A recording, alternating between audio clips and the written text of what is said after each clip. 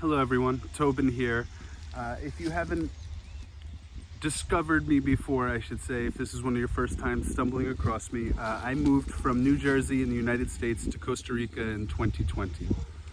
After a lifetime of driving a car, literally from 17 years old until 35 years old, so over half of my life, I was an automobile driver, a consumer of gasoline, a destroyer of the environment, just like the rest of human population that has gasoline vehicles, such as big trucks and stuff. Since I've moved here and getting myself started, I have chosen not to have a vehicle, with the exception of 6 months in my second year here. And I actually sold that car, the only reason being what I'm going to explain to you in this video here. So thank you for tuning in. This is why I choose to not have a car while living in Costa Rica, or in general at this point in my life. So the following few clips will explain why I specifically believe it's better to live without a vehicle in the modern age, in the year 2024, where we are now, than it is to have a vehicle, especially a gasoline or petrol vehicle, wherever we are in the world. So thank you for tuning in. More to come in a moment. So first, let me explain. When I was growing up, I was always a car enthusiast. I grew up in a family that did not necessarily have fancy cars or couldn't afford fancy cars. So as soon as I turned 16, 17 and gained the ability to drive, and soon after my brother, we became kind of like these fast and furious kids that were investing in Japanese imports and upgrading them, doing mods just like you would see in the original Fast and Furious movies before they got into Lamborghinis and Hummers and things like that. So I had a 1994 Honda Accord. My brother, we wound up getting a really cool project car because he wasn't working with as much money, but we found an old, I think it was a 1991 Toyota MR2, and we modified it to look like a Ferrari. We put on like an 11 or 12 piece body kit, and it was a really cool showpiece for my brother, and sometimes when my father was driving it, he loved it too. So we've been car people our whole lives. In college, I wound up buying an Infiniti G35 coupe, brand new, after I received the settlement from my car accident. And then when I bought my first house, I had the Infiniti G35 sports car. I also had a BMW X5, the truck. And then I downgraded to a, oh man, what was it? It was like a small Nissan SUV, Nissan Rogue, I think it was what it was. And then before I left the US, I was driving in a 2000s BMW sedan. I believe it was a sedan. Yeah, I think it was a 3 Series. I don't remember exactly which one, maybe 328. And then I got to Costa Rica, and I was operating on what we call here piratas, or taxis, or Uber. Technically, Uber is illegal in Costa Rica, so I would only use that near Jaco. And then when I got down to Parita and Vasconia, I met local drivers in towns, friends of friends, or friends of, my neighbors, and they recommended to use the piratas, which means pirate, but it's basically an unregistered taxi driver, which is a big thing here in Costa Rica. A lot of local people are drivers on the side, so that became one of my means of transportation, was using these piratas, specifically a guy named Mario. If you're anywhere near Parita, I would highly recommend him. He's helped tons of my friends, not just friends, but visitors who have reached out to me through my social media, who have asked, for a driver from the airport to Quepos or Manuel Antonio or Uvita or Jaco, and I always recommend Mario. He's a great guy, really good family. He comes from well-known here in Parita, and is punctual, is always on time. If you have something scheduled, he's going to be there early. He's going to help you carry bags. He's going to help you get groceries, whatever you need. So anyway, piratas, or taxis, the red taxis in Costa Rica, are a little more expensive, but they're very consistent. They're in every town you go to.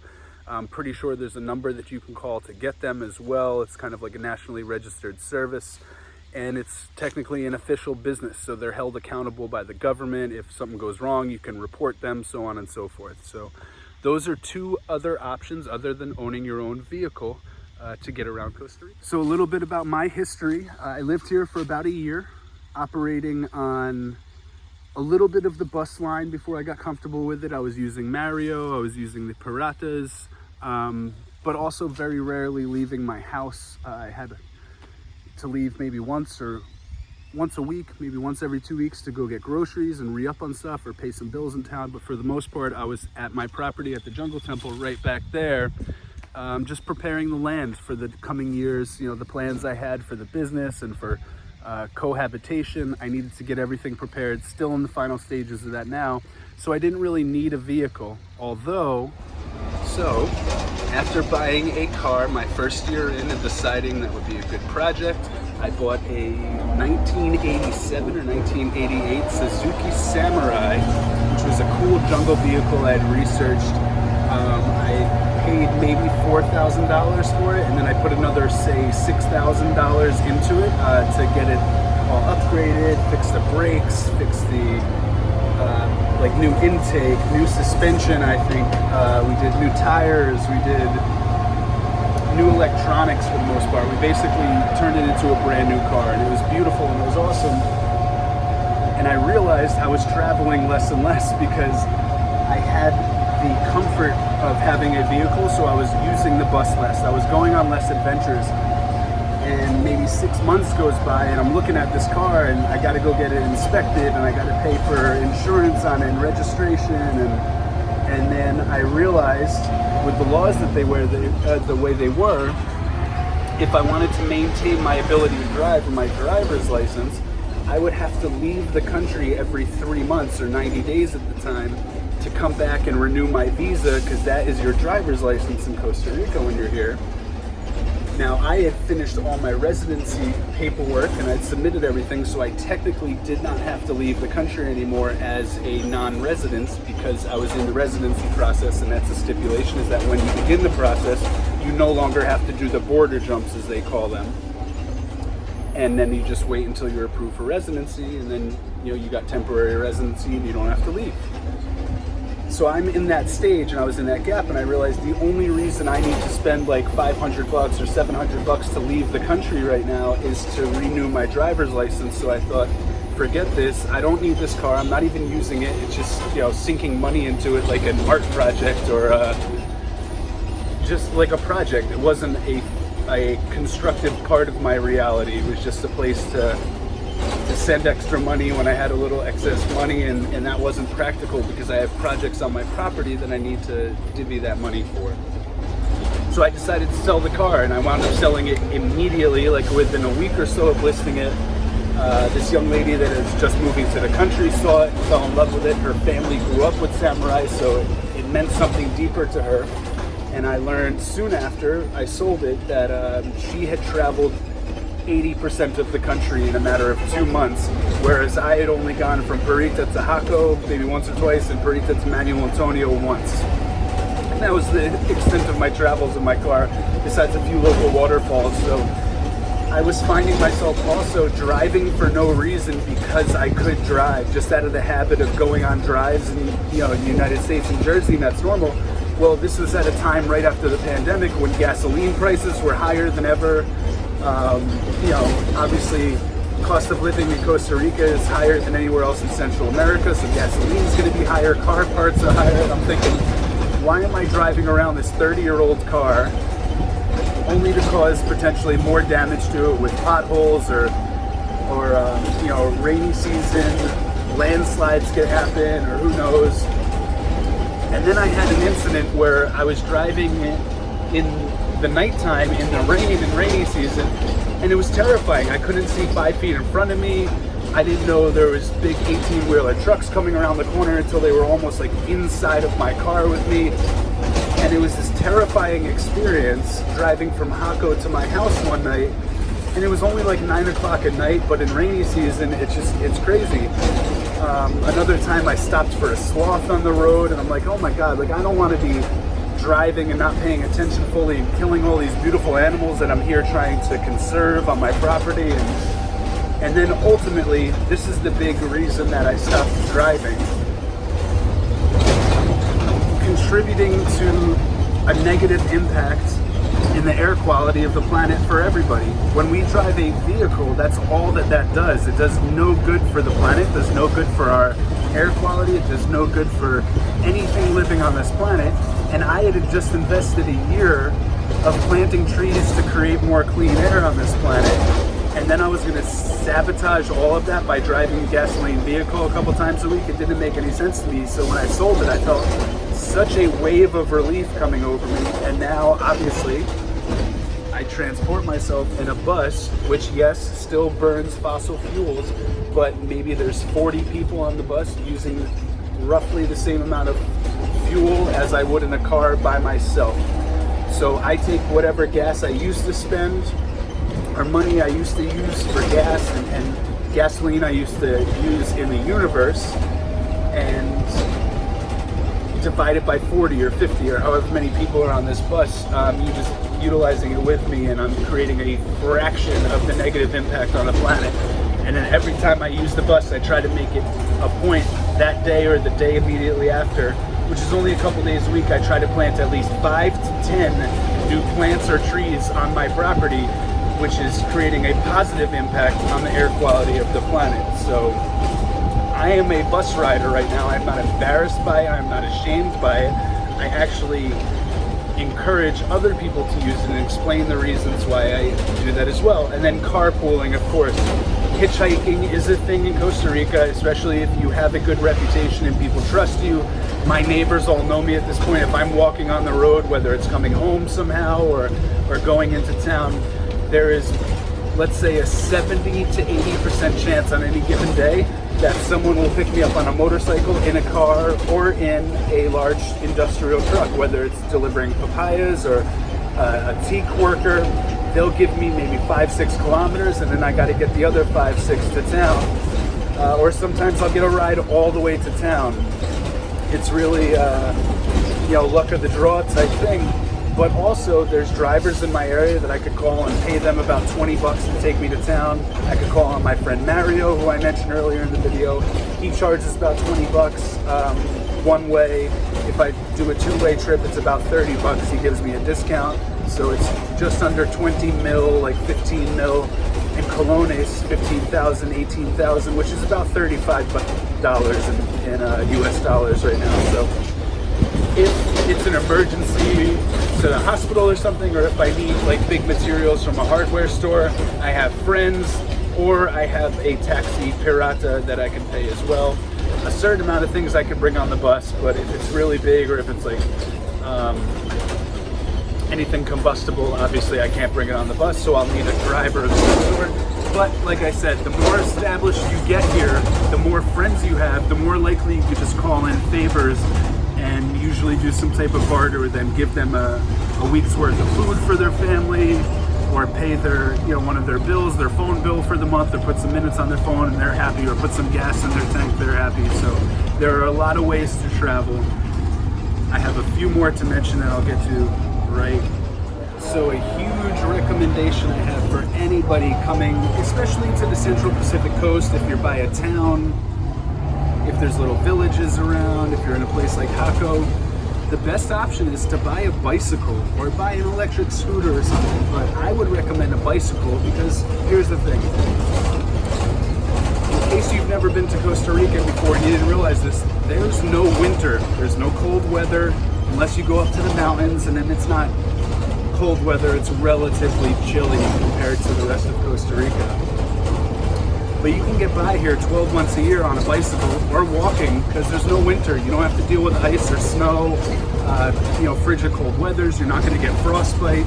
You do have to wear sun protection. That's one of the keys. So wear a hat, wear sunscreen, wear sunglasses. But ultimately, 12 months a year, you can navigate yourself here depending on your fitness level, walking, hitchhiking, or riding a bicycle. Very easy. I ride my bike. It's about 15 or 17 kilometers from my house to town. It takes me about 45 minutes on the bicycle. I could do it early in the morning, like 5, 6 a.m., get to town by 7 at the latest, spend a few hours in town, head back to my house by 11 or midday, and I've had 4 or 5 hours in town, got everything I needed, had some breakfast, met with friends, and I get to enjoy the beautiful weather. Now, the great thing about walking or riding a bicycle compared to being in a car, being with a parata, being on a bus, is that you can stop anywhere. You could stop to see friends, you could stop to see flowers, you could stop to chat with horses, you could stop to see animals, you could stop to admire wildlife. And it is a huge benefit in learning a new place because you're going to make new friends, you're going to establish connections with the environment, you're going to find little hole-in-the-wall restaurants and food spots that you never knew about. And at the end of the day, ultimately, you're going to get in better shape, very simply. So if that's something that is a goal of yours, or you have a healthy lifestyle already, and you want to save yourself some money and you want to contribute to a positive impact on the planet and the environment, ride a bicycle, you know, especially if you're in a place like Uvita or Dominical or Perita or Jaco or Estorrillos or Punta Arenas. Where else are places like this? That's pretty much what I'm familiar with, but ride your bicycle. You can get everywhere. Most of it's flat ground. You rarely get hills. And if you get tired, you walk it out or stop somewhere. Stop for a drink, grab a coconut off a tree. But these would be my recommendations for transportation while in Costa Rica. Alternatives to having your own vehicle, car, truck, whatever that may be. Hey guys, so I just got to town on the bus. Kind of ironic to what I was saying in this video, how much safer it is on a bus or driving with somebody else than it is yourself or a motorcycle or a car here in Costa Rica. Literally in downtown Perita right now, a truck hit a guy on a motorcycle and his leg was completely shattered and bones almost compounded sticking out of the skin. He got very lucky, I think, but yeah, that just goes into my recommendation. It's much smarter to use the public transportation system, the bus system, to avoid problems like that. That could have been me if I bought a motorcycle after I sold my car, or I could have been the person in the car now dealing with the legal situation of almost killing somebody because the roads are so narrow and the traffic is so heavy that, to me, it's not a great idea to have a vehicle. So very simply, and I'm here in Mercado Perita, in Central Mercado by the bus station, in case you guys haven't been there. There's all types of businesses, little sodas. It's kind of like Capos. There's a little shoe store, clothing store. This is a party supply store. Anyway, back to not having a car or a vehicle also makes up, at least for me, for a lifetime of aimless driving and road trips to basically nowhere. It really helps you live more cost effectively. You do your shopping more mindfully because you're not going to have a whole cart to fill up. You only have your backpack or the few bags that you have and what you can carry. So you're more selective in the things that you definitely need rather than the things that you want as far as it comes to shopping. It definitely forces you to plan more conscientiously so that when you're doing trips, you know, I can't just go at this time, I can't leave whenever I want.